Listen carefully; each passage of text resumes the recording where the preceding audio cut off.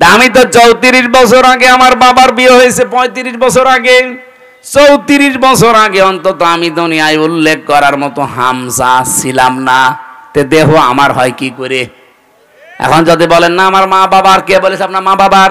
বিজ্ঞানের কাছে জিজ্ঞাসা করছে যে দেহটা কে বানিয়েছে, বিজ্ঞান বলছে বাবার স্ফলিঙ্গ দিয়ে দ্রুত গতিতে যে পানিটা বের হয়ে যায়, এইটা দিয়ে কমপক্ষে 4টা জিনিস তৈরি হয়। যদিও বিজ্ঞান তথ্য দিয়েছে, এটা খ্রিস্টান বিজ্ঞানী, এই খ্রিস্টান জানাচ্ছে যে 4টা জিনিস কমপক্ষে মায়ের ভেতরে 40 দিন যখন পাল্টাতে থাকে, এনা পাক পানিটা দিয়ে আল্লাহ 4টা জিনিস বানায়। ওরা তো আল্লাহ বলে স্বীকার করে না, বলে গড। কি বলে? আমি এটা পেয়েছিলাম তামিলনাড়ু এক খ্রিস্টান ডাক্তারের কাছে। উনি বলছিল কম্পিউটারের ভেতরে, ওই যে ভ্যালোর হাসপাতালে চেন্নাই নিয়ে গিয়েছিলাম আমার ছোট মেয়েটাকে, ওই সময় তো বড় মেয়ে, ওইটাই ছোট ছিল, একটাই ছিল। বলছিল রক্ত, গোশত, চর্বি আর মায়ের রেহেমের ভেতরে যে নাপাক পানিটার থলি আছে, ফিকরারি মাকিন বলা হয় যেটাকে, ওখানে একটা সুরক্ষিত জায়গা, একটা নাপাক পানি আছে। ওই পানির ভেতরে এই পানি যে মিশ হয়, ওটা দিয়ে আল্লাহ আরো 4টা জিনিস বানায়, চুল, রগ, হাড় আর পর্দা। 8টা জিনিস যখন এক হয়, তখন মাটির নির্যাস থেকে যে আমরা বলি যে আল্লাহ মানুষ বানিয়েছে কি দিয়ে, না না, সরাসরি মাটি দিয়ে বানিয়েছে আদমকে। আর আমাদেরকে আল্লাহ মাটি দিয়ে বানাননি, তামাম পৃথিবীর সব মানুষকে আল্লাহ বানিয়েছে মাটির নির্যাস দিয়ে। এখন যদি এখানে জিজ্ঞাসা করা হয় খালি আলেমরা বাদ দিয়ে, আমার মনে হয় অধিকাংশ মানুষ বলতেই পারবে না যে মাটি বানিয়েছে কি দিয়ে, মশলা দিয়ে।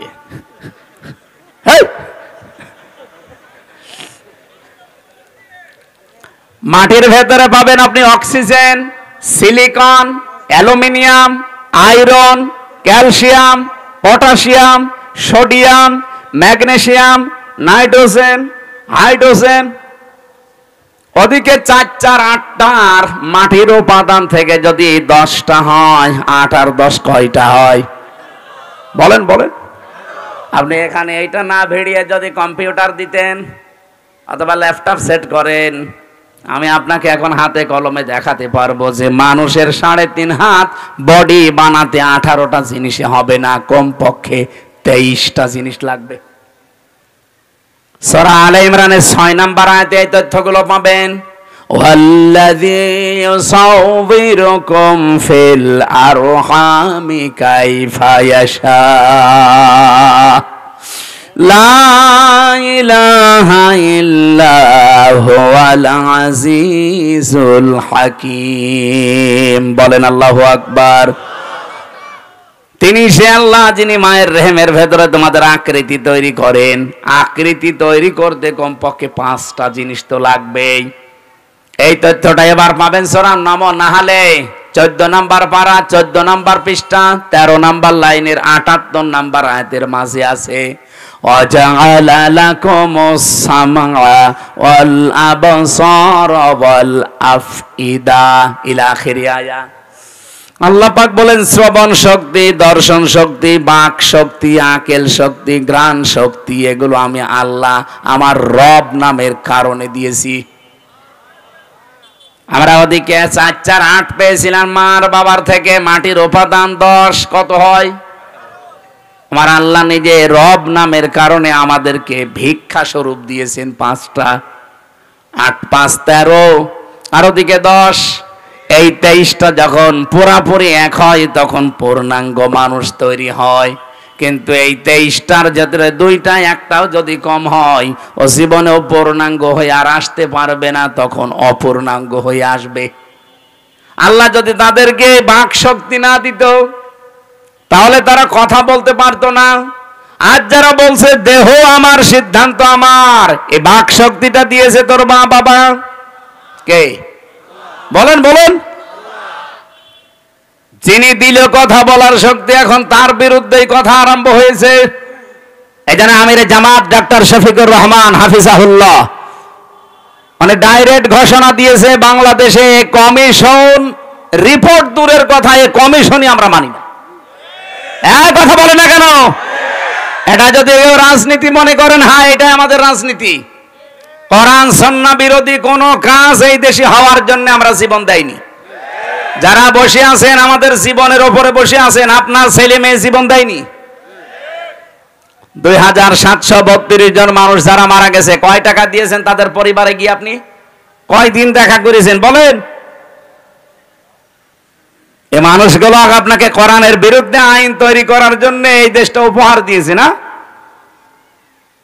আপনি মুগ্ধকে কবর থেকে তুলে জিজ্ঞাসা করেন, আবু সাইদকে কবর থেকে তুলে জিজ্ঞাসা করেন, রায়হানকে কবর থেকে তুলে জিজ্ঞাসা করেন, ইয়ামিনকে জিজ্ঞাসা করেন, যতগুলো মানুষের আমি 2732 জন মানুষের তালিকা আমার কাছে আছে, বই আকারে আছে। এই মানুষগুলোকে কবর থেকে তুলে জিজ্ঞাসা করেন, কারণ এরা শহীদ, আর শহীদ যারা তারা তো মরে না। এরা প্রত্যেকেই বলবে এই দেশে আমরা বৈষম্য দূর করার জন্য জীবন দিয়েছি। আপনি এত কি হয়ে পড়লেন যে আল্লাহর ভেতরে আপনি বৈষম্য খুঁজে পাচ্ছেন? নারী পুরুষের সমান অধিকার দেওয়া লাগবে, এটা বৈষম্য করেছে আল্লাহ, এই জন্য এই আইন আমরা মানি না।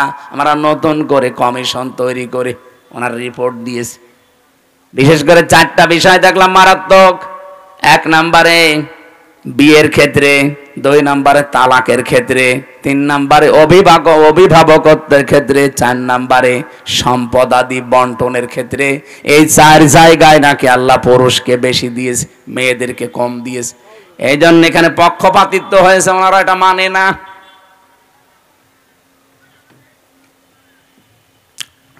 আমরা স্পষ্ট ভাষায় তাফসীর মাহফিলে রেকর্ড হয়, তামাম দুনিয়া যাচ্ছে, সবাইকে আহ্বান জানাচ্ছি, আগস্টের 5 তারিখ কিন্তু শেষ হয়ে যায়নি। হ্যাঁ কথা বলেন না কেন? মে মাস অলরেডি শুরু হয়ে গেছে, সামনে জুন, জুলাই 36, আর মাত্র 1 মাস বাকি আছে। রিপোর্ট দেওয়া দূরের কথায় কমিশনই যেহেতু মানি না, যদি মানতে বাধ্য করেন কিন্তু 36শে জুলাই আবার এদেশে আসবে। আর যদি আবার 36শে জুলাই এদেশে আসে, এত বড় পাওয়ারফুল মানুষ যখন থাকতে পারে নাই, তাদের শিকড় কোন জায়গা থেকে কোন জায়গা ছিল আপনারা তো নিজেরাও জানেন। কি ইউনিয়নের একেবারে ইউনিয়নের চৌকিদার থেকে শুরু করে সংসদ ভবন পর্যন্ত প্রত্যেক জায়গায় স্তরে স্তরে লোক সেট করা ছিল, তারপরও তারা টিকতে পারে না এই বৈষম্যের কারণে। এখন যদি আল্লাহ রাসূলের বিরুদ্ধে অবস্থান নিয়ে বেশি সফিগিরি দেখাতে চান না, আপনারা টিকতে পারবেন কয়দিন? এদেশে এখন আর দল বেদল নেই। কে আওয়ামী লীগ করে, কে জাতীয় পার্টি করে, কে বিএনপি করে, জামাত ইসলাম করে, ওইটা বাদ। এখন আমরা দেখি আল্লাহর কোরআনে হাত দিয়েছে। কথা বলেন, প্রকাশ্য হাত দিয়েছে। পুরা বইটা আমি শেষ করেছি। কি আশ্চর্য, মানুষ এত সাহস দেখায় কি করে? এখনো পর্যন্ত পিটিয়ে মেরে ফেলেন, তো ভাগ্য ভালো। আপনি কি এটাকে ইন্ডিয়া পেয়েছেন?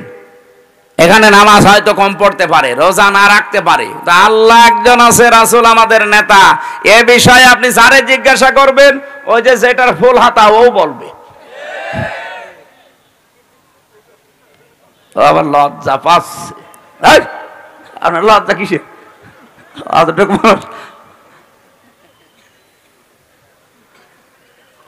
না, আমি হাসির ছলে বলি নাই, বাস্তবতা এইটা আমরা সতর্ক করে দিলাম। এরপরেও যদি কেউ মানতে না চান, নিজের কপালে নিজে আগুন লাগাবেন। যে যখন চেয়ারে থাকে সে তখন গিয়ারে থাকে। চেয়ার পেয়েছেন তো গিয়ারে আছেন, টের পাচ্ছেন না কিছু।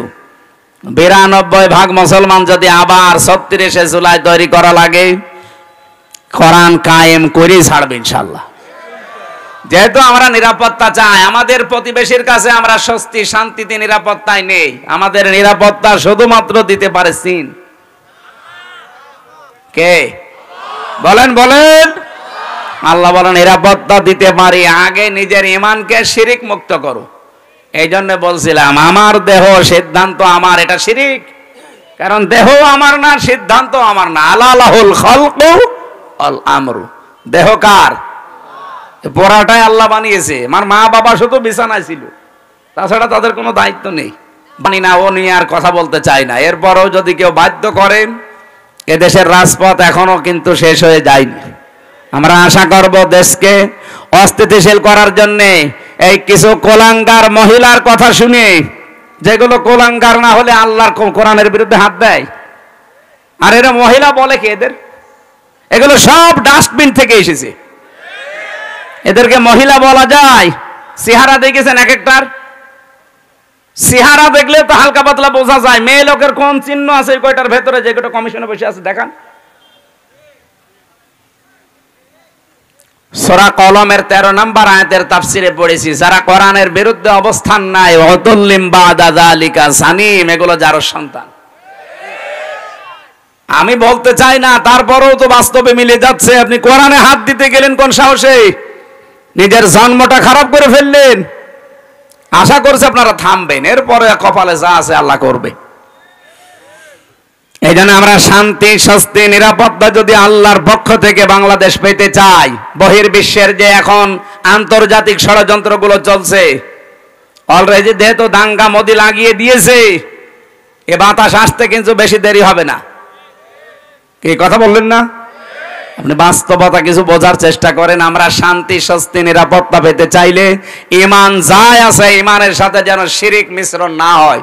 যেহেতু আল্লাহর আইনের সাথে অন্য কোনো আইন মিশ্রণ করা শিরিক, সুতরাং এই দেশে আল্লাহর আইনের বাইরে কোনো আইন আমরা চলতে দিতে পারি না, তাহলে দেশটা নিরাপত্তাহীন হয়ে যাবে। আমরা চাই দুনিয়া যার, আইনও চলবে। এ কথার সাথে দ্বিমত আছে কারো? আবার ভাইরা, নামাজ যদি আপনার কমও থাকে, রোজা আপনার কম হয়েছে, পর্দা পশিদা কম হয়েছে, কিন্তু ঈমানটা যদি সত্যি আপনি পরিষ্কার রাখতে পারেন, আকীদা যদি আপনার বিশুদ্ধ হতে পারে, অল্প কিছু করলে আপনাকে আমার আল্লাহ নাজাত দিয়ে দেবেন। আখলিস দীনাকা ইয়াকফিকাল আমালুল কলিল, তোমার ঈমানকে খাঁটি করো, অল্প আমলে নাজাতের জন্য এইটাই যথেষ্ট হয়ে দাঁড়াবে। আল্লাহ হাদিসটা মেনে চলার তৌফিক দিন, বলেন আমিন। ও বাংলার মুসলমানেরা, যে হাদিস পড়ে ব্যাখ্যা করছিলাম, যে জিনিস আমার না, ওটা যদি জোর করে আমি নিজের আয়ত্তে রেখে দেই, আমি ওই দিন থেকে নবীর উম্মত। আর সুতরাং আগস্টের 5 তারিখের পরে কাউ যদি এই কাজ করে থাকেন, কারো চরিত্র যদি এরকম সমস্যা থাকে, আগে ওটা ফেরত দিয়ে দেন। এটাকে আমি ইনাকে বললাম, আপনাকে বললাম, যে করেছেন তারে বলেছি। যারাই করেছেন এগুলো আপনি নিজে তো জানেন, কাঠটা কি দখল করেছেন সেটা ফেরত দিয়ে দেন। হ্যাঁ, যদি আপনার জিনিস এতদিন দখল হয়ে যায়, ওটা যদি আপনি ফেরত পেয়ে থাকেন, আপনার অসুবিধা নেই। কথা বোঝা গেছে? আপনারই ছিল, ওটা হাতছাড়া হয়ে গিয়েছিল, দখল করে নিয়েছিল, এখন ওটা আবার ফেরত পেয়েছেন, আপনি এই হাদিসের আওতা মুক্ত থাকবেন। ওয়ালিয়াতাবাওয়া মাকআদাহু মিনান নার, সে যেন জাহান্নামে নিজের একটা স্থান তৈরি করে নিল। বলেন নাউজুবিল্লাহ। আল্লাহ আমাদের হেফাজত করুন। সূরা মুনাফিকের 4 একটা মাত্র আয়াত পড়েছি। আমাদের আজকের আলোচনার বিষয় ভণ্ড বিশ্বাসী। বাংলাদেশে নেই? আছে মানে? নবীজি ইন্তেকালের আগে কিন্তু এই কথা জানিয়েছেন যে ভণ্ড বিশ্বাসী, যেটা আরবিতে বলা হয় মুনাফিক, বাংলায় কি বলে? কপটতা, ভণ্ড বিশ্বাসী, লোক দেখানো, এই মানুষগুলো পৃথিবীতে কোনো ইহুদির ভেতরে তৈরি হবে না, খ্রিস্টানের ভেতরে হবে না, মুশরিকদের ভেতরে মুনাফিক তৈরি হবে না। মুনাফিক যদি তৈরি হয়, দুনিয়ায় শুধুমাত্র তৈরি হবে মুসলমানদের ভেতরে। যেহেতু আমরা এদেশে এখন 92%, এজন্য মুসলমানদের ভেতরে মুনাফিক তৈরি হওয়ার সম্ভাবনা বেশি। আমি আবার মুনাফিক হয়ে গেলাম না তো? আল্লাহ পাক বলেন, ওয়াইদা রাআইতাহুম তুজিবুকা আজসামুহুম ওয়া ইয়াকুলু তাসমা'ু লিকাউলিহিম কাআন্নাহুম খুশুবুম মুসান্নাদা। হে নবী, আপনি যখন মুনাফিকদেরকে দেখবেন, যেহেতু মুনাফিকের এই জাতটা অন্তরের সাথে সম্পৃক্ত, দেখলে আপনি নিজে পর্যন্ত আশ্চর্য হয়ে যাবেন যে এ কি গো, এটা আমার চাইতেও বড় বুজুর্গ।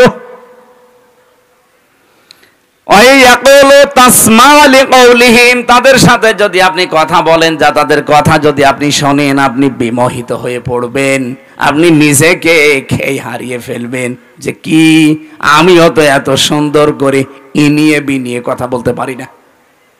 মুনাফিকদের উপরে ফিটফাট ভেতরে, বলেন বলেন। রাব্বুল আলামিন তাদের উদাহরণ দিতে গিয়ে জানিয়েছেন কান্নাহুম খুশুবুম মুসান্নাদা, তারা যেন কাঠ খোদাই করা দেওয়ালের মতো। এত সুন্দর একটা উদাহরণ আল্লাহ সেট করেছেন, এটা পড়লে আমার কাছে কোরআনে কারিমের এই যে বালাগাত ফাসাহাত পরিপূর্ণ আমার আল্লাহ কোরআন, এই আয়াতটা তার প্রমাণ। কান্নাহুম খুশুবুম মুসান্নাদা, এর বাংলা অর্থ দাঁড়িয়েছে মুনাফিকদের দৃশ্য মনে হয় কাঠ খোদাই করা দেওয়ালের মতো। চাকচিক্যময় দেওয়ালগুলো দেখলে আপনি কিন্তু ভুলে যাবেন, খেয়ে হারিয়ে ফেলবেন। আর একটা বাংলায় কথা আছে, ফিদা হয়ে যাবেন। এটা আঞ্চলিক ভাষায় কি বলে? এটা কিছু দেখলে ফিদা হয়ে যায়। আমি আঞ্চলিক ভাষাটা এলাকা জানি না, এই জানে বলতে পারছি না। এটা বাংলায় লেখা পেয়েছি, ফিদা হয়ে যাবেন আপনি। কার্যকারিতা, কারুকার্যতা দেখলে মানুষ নিজেকে হারিয়ে ফেলেছে। কি গো, শিল্প এত সুন্দর হতে পারে। আল্লাহ পাক বলেন ইয়াহসাবুনা কুল্লা সাইহাতিন আলাইহিম, মুনাফিকরা ধারণা করে উচ্চ কথা বললেই মনে হয় তাদের কোনো কিছু ফাঁস হয়ে যাবে। হুমুল আদুব্ব, তাদেরকে শত্রু হিসাবে চিহ্নিত করে রাখবেন। আমি কোন কয়েকটা বলছি। ফাহজারহুম, তাদের থেকে সতর্ক থাকবেন। ক্বাতালাহুমুল্লাহ, এইটা বিশ্বাস করে রাখবেন যে আল্লাহ নিজে তাদেরকে হত্যা করবে, শাস্তি দেবে, কতল করবে। আন্না ইউফাকুন, কোথায় তারা ফিরে যাচ্ছে। এটা বাংলা অর্থ ছিল। এবারে এই যে তিনটা শব্দের ভেতরে গুরুত্বপূর্ণ শব্দ হচ্ছে ইয়াহসাবুনা, তারা ধারণা করে, মনে করে। কুল্লা সাইহাতিন আলাইহিম, উচ্চ কোনো কথা বললেই মনে হয় তাদের চরিত্র ফাঁস হয়ে যাবে। যেহেতু মুনাফিক এটা নিকৃষ্ট আল্লাহর কাছে, রসুলের কাছে এত নিকৃষ্ট, কোরআনে আল্লাহ উদাহরণ দিতে গিয়ে জানিয়েছেন মুনাফিক জাহান্নামে যাবে কাফেরদেরও নিচে। বলেন তো আবু জেহেল মুনাফিক না কাফের? ফেরাউন মুনাফিক না কাফের? বলেন বলেন। তাহলে ফেরাউনকে আল্লাহ যদি জাহান্নামে দেয়, আবু জেহেলকে যদি জাহান্নামে দেয়, মুনাফিক যারা আমরা যারা মুসলমানদের ভেতরে এখন সেগুলো বলবো চারটা, এই চারটা বিষয় যদি কারো ভেতরে থাকে, ও আবু জেহেলেরও নিচে থাকবে। নওগাঁবাসী থাকতে চান আবু জেহেলের নিচে জাহান্নামে? বলেন বলেন। এক নম্বরে কোন হাদিসে আমি সালাসা পেয়েছি, কোন হাদিসে আরবা পেয়েছি। আয়াতুল মুনাফিক আরবা আছে, সালাসা আছে। ইজা হাদ্দাসা কাযাবা, কথা বললেই মুনাফিকরা মিথ্যা কথা বলে। দুনিয়ার কথা বলুক আর ধর্মের কথা বলুক, কথা বললেই মিথ্যা কথা বলে। এরকম আলেম দেশে নেই। এই যে আমার ভণ্ড তাহেরি ভাই, কথা বললে হাদিস কোরআনের নাম দিয়ে বলুক আর জেনারেল কথা বলুক, কথা বললেই মিথ্যা কথা বলে। কারণ যেগুলো বানিয়েছে সব মিথ্যা। আপনি আলেমদের জিজ্ঞাসা করেন আলী বাবা, শালি বাবা, কেল্লা বাবা, ফতে বাবা, কোন জিকির আছে? তাহলে সব বানিয়েছে। কথা বললেই মিথ্যা কথা তুলে আনে। এমন এমন শান তৈরি করেছে আল্লাহর ওলিদের নাম নিয়ে। এ পৃথিবীতে সবচাইতে দামি মানুষ হচ্ছে নবীরা। কথা বলেন না কেন? নবীদের পরে সবচাইতে দামি মানুষ সাহাবীরা। বলেন বলেন। আপনি নবীদের জীবনী পড়েন। আমি 25 জন নবীর জীবনী পেয়েছি কোরআনে ডাইরেক্ট, আর 2 জন নবীর নাম পেয়েছি ইনডাইরেক্ট। এই 27 জনের পুরা জীবনী আমি পড়ে দেখেছি তাফসিরে তাবারি থেকে। পুরাটা পড়ে কোনোদিন আমি পাইনি ও যেমন জিকির বানিয়েছে কোন নবী এই শালি বাবা, কেল্লা বাবা, ফতে বাবা বলে জিকির করেছি। তাহলে পুরাটা মিথ্যা, এটাকে আর ব্যাখ্যা করা লাগবে? সাহাবীদের জীবনী পড়েন, হেকায়েতে সাহাবা সহ যত সাহাবীর জীবন আমি নিজে পড়েছি। একটা দুইটা না, বিশ্ববিদ্যালয়ে থাকাকালীন বহু সাহাবীর জীবন আমার ছিল। পড়াটা পড়ে কোনো দিন আমি পাইনি একদিনের জন্য কোনো সাহাবী ইয়া রাসূলুল্লাহ ইয়া রাসূলুল্লাহ এই জিকির করেছে। অথচ ওরা নাম দিয়েছে আহলে সুন্নাত ওয়াল জামাত, ওদের নাম দেওয়া দরকার আহলে বেদাত ওয়াল জামাত। সুন্নাতের কোন বালাই ওদের ভেতরে নেই, খালি পাগড়ি মাথায় দিয়ে জুব্বা গায়ে দিলে আর বাবড়ি চুল রাখলে সুন্নাত হয়। যা যা করছেন সবগুলো মিথ্যার উপরে। কথা বললে যারা মিথ্যা কথা বলেন, ধর্মের কথা বলেন আর জেনারেল কথা বলেন, কথা বললেই জীবনে মিথ্যা ছাড়া কিছুই পাওয়া যাচ্ছে না। অথচ নবীজি বলেন এই পৃথিবীতে সমস্ত পাপের মা হচ্ছে মিথ্যা। বাইরের দেশগুলোতে আমি যে দেখেছি ওরা শুধু আজ দাঁড়িয়ে গেছে এই মিথ্যাটা না থাকার কারণে। মালয়েশিয়া তো মুসলমান দেশ, তারা 2004 সাল থেকে আজ দাঁড়িয়ে গেছে, আর আমরা 54 বছরও দাঁড়াতে পারি না। আমি মালয়েশিয়া বিশ্ববিদ্যালয় পড়াটা যখন ঘুরছিলাম 120টা দেশের ছেলে মেয়েরা ওখানে আছে। আমার বিভিন্ন দেশের ছেলে মেয়েদের সাথে আমার পরিচয় হওয়ার পরে ওরা আমারে বলছে, হুজুর এই যে মোবাইলটা, রাজশাহী বিশ্ববিদ্যালয় দেখেছেন না, এর চাইতে কমপক্ষে 20 ডবল বড় হবে মালয়েশিয়া বিশ্ববিদ্যালয়। বলছে এই যে মোবাইলটা যদি এখানে পড়ে থাকে সারা দিন সারা রাত, যদি এর পাশ দিয়ে শুধু বাংলাদেশ আর ভারত আর পাকিস্তান এই 3টা দেশের লোক যদি এই রাস্তা দিয়ে না যায়, এই মোবাইল সারা দিন সারা রাত পড়ে থাকবে, কেউ নেবে না। বাংলাদেশের লোক আর ভারতের লোক যদি পাশ দিয়ে যায় ও গায়েব হয়ে যাবে। শুনে কেমন লাগে বলেন তো, যে আমার কথা দিয়ে পাশ দিচ্ছে। ওরা আজ দাঁড়িয়ে গেছে শুধু এইটার কারণে। ওরা সত্যের উপরে যতটুকু আছে তারপরেও তো 100 ভাগ নেই। আমার যতটুকু দেখা, এই 10 দিন আমি ছিলাম, এর আগে একবার গিয়েছিলাম, পড়াটা অবজার্ভ করে আমি যতটুকু পেয়েছি, ওই মানুষগুলো আজ দাঁড়িয়ে যাওয়ার পেছনে হচ্ছে মিথ্যা থেকে ওরা দূরে।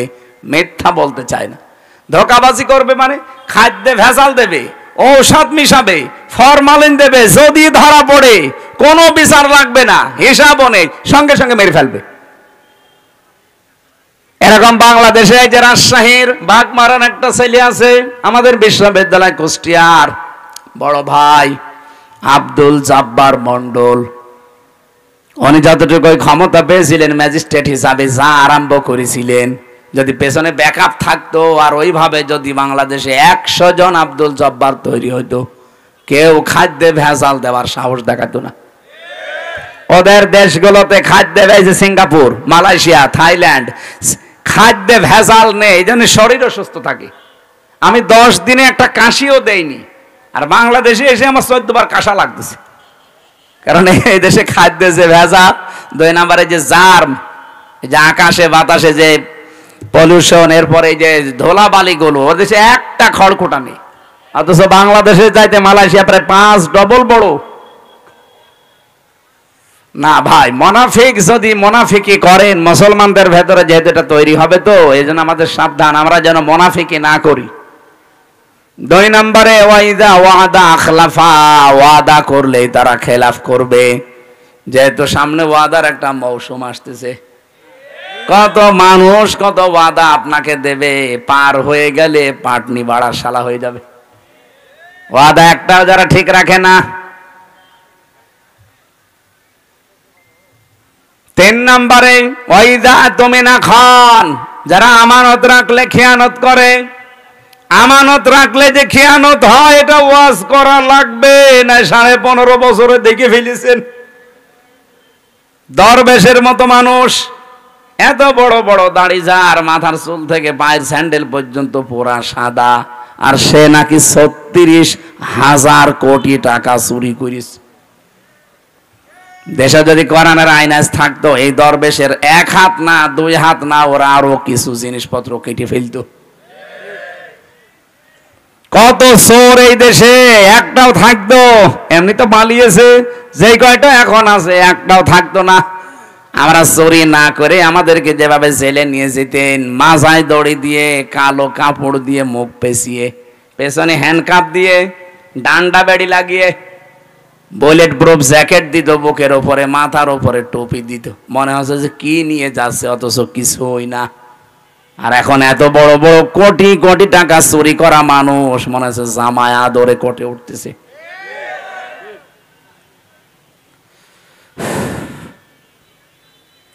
এই চোরগুলো যা করেছে, ওদের সাথে যারা মিশত এই মানুষগুলো এখন আশ্চর্য। কে সেদিন একজন কাঁদছিল, এনবিআর এর চেয়ারম্যান মনে হয়, যদি এত টাকা মানুষ পাচার করতে পারে, এগুলো সব রাষ্ট্রীয় সম্পদ ছিল না? বলেন বলেন। হযরত ওমর বলেন, একবার আমি রাষ্ট্রের হিসাব করছিলাম, মোমবাতি ধরিয়ে অথবা শলাকার উপরে জয়তুনের তেল লাগিয়ে আমি একটা হিসাব করলাম। হঠাৎ করে দেখি রাতের বেলা দেশের প্রধান বিচারপতি হযরতে আলী আমার বাড়িতে। আসার পরে সালাম দিয়ে জিজ্ঞাসা করলাম, প্রধান বিচারপতি, আপনি কি এসেছেন রাষ্ট্রের কোনো কাজ না নিজের কোনো কাজ নিয়ে?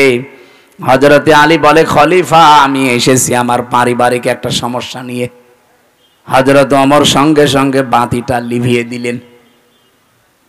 হযরতে আলীর মন খারাপ হয়ে গেল, কি গো, আমি দেশের প্রধান বিচারপতি, আমি এসেছি দেশের প্রধানমন্ত্রীর কাছে, আমারে দেখলে তো আরো আলোক সজ্জা বেশি করবে। আর একটা জয়তুনের তেল দিয়ে লম্প জ্বালানো ছিল, বাতি ওইটাও দিল লিভিয়ে, এখন তো অন্ধকার হয়ে গেল, আমি কি বলতে যে কি বলবো। হযরত ওমর ডাক দিয়ে বলে, প্রধান বিচারপতি আলী, মন খারাপ করবেন না, আমি আপনাকে আগেই জিজ্ঞাসা করেছি আপনি কি এসেছেন আপনার ব্যক্তিগত কাজে না পারিবারিক কাজে না রাষ্ট্রীয় কাজে? আপনি নিজেই বলছেন না আমি পারিবারিক কাজে এসেছি। আমি যে হিসাব করছিলাম এটা রাষ্ট্রের তেল পুড়িয়ে রাষ্ট্রের জনগণের হিসাব। তা আপনি আসলেন আপনার পারিবারিক ব্যক্তিগত জীবনের সমস্যা নিয়ে, জনগণের তেল পুড়িয়ে আমি কাজ করি। এ সময় আপনার সাথে কথা বললে জনগণের আমানতের সাথে খেয়ানত হবে। হযরতে আলী বলেন, এই দিন থেকে ওমরের প্রতি রাগ না মহব্বত যা ছিল, ভালোবাসা, এগুলো আরো আল্লাহ বৃদ্ধি করে দিয়েছে। দেশের 1628 জন মানুষ যদি এভাবে আমরা তৈরি করতে পারতাম, আজ বাংলার মুসলমানেরা সুযোগ আল্লাহ সব সময় দেয় না, 54 বছর পর একটা সুযোগ অলরেডি দিয়েছে। এবার যদি হাতছাড়া হয়ে আবারও চোর ডাকাত আবার এসে যায়, 100 বছরে এই সুযোগ আর পাবেন না। আমি বলছি না আপনি এই লোকটাকে দেন, এই লোকটাকে দেন না, আপনি এমন মানুষকে আপনার রায়, আপনার সিদ্ধান্ত, আপনার ভোট, আপনার আমানতটা দেবেন যে লোকটা পেলে আল্লাহর কাজ করবে, রাসূলুল্লাহর কাজ করবে, মানবতার কাজ করবে। আর যদি না নিজেই মারিং কাটিং এর উস্তাদ হয়, আপনার নিজের কপালে নিজে কোড়াল লাগাবেন না। সূরা হুদের 98 নাম্বার আয়াতটা বাড়িতে আজকে পড়বেন। ইয়াকদুমু কওমাহু ইয়াউমাল কিয়ামাতি ফাআওরাদাহুমুন নার ওয়া বিসাল ওয়িরদুল মাওরুদ। আল্লাহ পাক, এটা বাংলা অর্থ হচ্ছে, যেই দলের নেতা জাহান্নামে যাবে ওই দলের অনুসারী কর্মী সব তার সাথে জাহান্নামে যাবে। এটা আমি বানালাম। সূরা হুদ 12 নম্বর পারা 12 নম্বর পৃষ্ঠার 1 নম্বর লাইনের 98 নম্বর আয়াত। বাংলাদেশে যত তাফসীর আছে, বাংলা ইংরেজি যা পাবেন দেখেন, এইটা লেখা আছে। যদি এটা ফেরাউন সম্পর্কে আল্লাহ নাযিল করেছে, কিন্তু কোরআন তো শুধু ফেরাউনের জন্য না, তামাম দুনিয়ার জন্য। যেই দলের নেতা জাহান্নামে যাবে ওই দলের কর্মী অনুসারী যা আছে তার পেছনে সব যাবে জাহান্নামে। আপনি এখন কোথায় যাবেন নিজেই ভাবেন। 4 নাম্বারটা যেটা বলতে চাই, এটা অনেকে আমরা বলতে চাই না, এইটাও আছে 4 নম্বরে হাদিস, যে মুনাফিক তারা যারা কথা বললেই, কারো সাথে একটু ঝগড়া হলেই কথার আগেই গালি দেয়। এদেশে তো নেই। সেদিন আমি পাবনায় না কোন জায়গায় যেন যাবার সময় দেখি বরফ বিক্রেতা, ওই যে আইসক্রিম বিক্রি করে, 2 মহিলা মনে হয় ঝগড়ার সময় গালি দিচ্ছিল, মোবাইলে রেকর্ড করিস। এমন গালি, একবারে 1 থেকে Z পর্যন্ত পুরা গালি, 8-10 মিনিট রেকর্ড করে আবার বরফ বিক্রি করছে ওই মোবাইলের সাথে, কিভাবে মেমোরি কার্ডে সেট করে মাইকে ছেড়ে দিয়েছে। জোরে বাবা, গালি মানুষ এইভাবে দিতে পারে? বুড়ো বুড়ো এরকম মানুষ দেখি, যুবক ছেলে যুবতী মেয়ের সামনে তার মাকে গালি দেয়। এরকম বুড়ো দেশে নেই? আপনি মানুষ? হ্যাঁ, মুরব্বী যারা আছেন নিজের স্ত্রীকে গালি দেন, কারা হাত তোলেন তো? এই এলাকায় মানে এই ওয়াজ করা ঠিক হচ্ছে না, কারণ আল্লাহর ওলি বসে আছে। না, গালি দেবেন না। সম্মানিত মা বোন যারা এসেছেন, সম্মানিত মা বোনদেরকে বলছি, এদিকে তাকান। আপনি শুধু মনে করেন যে আমি নামাজ পড়ে রোজা রেখে কালো বোরকা পরে জান্নাতে চলে যাব, না। স্বামী যাদের আছে জায়েজ কথাগুলো মেনে তাদের খুশি রাখবেন, না জায়েজ কথা মানার দরকার নেই। হযরতে খাদিজা জীবনে এক ওয়াক্ত নামাজ পড়েননি, একটা রোজা রাখেননি, জীবনে একদিনের জন্য পর্দায় ছিলেন না, কারণ এই বিধানগুলো নাজিল হয়েছিল সব তার ইন্তেকালের পরে। অথচ আল্লাহ তাকে নিজে সালাম দিয়েছে, তাকে এই পৃথিবীতে জান্নাতে ঘর বানিয়ে সুসংবাদ পাঠিয়েছে। একটাই মাত্র কারণ, জীবনে কোনোদিন তিনি একটা দিনের জন্য স্বামীর মনে দুঃখ দেননি। এখানে আমরা যারা স্বামী বসে আছি, একেবারে আল্লাহর দিকে তাকিয়ে বুকে হাত দিয়ে বলতে পারবেন যে জীবনে কোনোদিন আমি একদিনেও স্ত্রীর কাছ থেকে কোনোদিন দুঃখ পাইনি? দেখেন, একটা স্বামী হাত তুলতে পারল না। স্টেজে এত বড় বড় হুজুর বসে আছে, কেউ পারছে না। এক মুরব্বী হাত তুলেছে, বউ আছে, থাকতে পারে, আলহামদুলিল্লাহ। ওনার বউ যদি এরকম থেকে থাকে আলহামদুলিল্লাহ। মা বোন যারা এসেছেন, আপনি চিন্তা করে বলেন, এখানে হাজার হাজার স্বামী, একটাও আমরা হাত তুলতে পারলাম না। আমিও পারি না, কি করে তুলবো? মিথ্যে কথা বলবো কি করে? পারবো না। এই জন্যে আপনাদেরকে আমি সতর্ক করছি, আপনার আদর্শ যেন খাদিজাতুল কুবরার মতো হয়। আমরা আর টানতে পারছি না, আমার গলা বসে যাচ্ছে। এই আয়াত আবার সামনে আসলে আমরা আবার কথা বলবো। আমার লিখিত জেলখানার একটা বই ছিল মেয়েদের ওপরে, দাম্পত্য জীবনে যে সমস্ত কলহগুলো, সমস্যার সমাধান করার জন্য আমি বই লিখেছিলাম, দেখে দেখে একেবারে বাস্তব। গাড়ি কোথায়? এটা গাড়ি না? গাড়ি থেকে মেয়েদের জন্য নিয়েছেন, কাজে লাগবে। আল্লাহুম্মা আমিন। লা হাওলা ওয়ালা কুওয়াতা ইল্লা বিল্লাহিল আলিয়্যিল আযীম।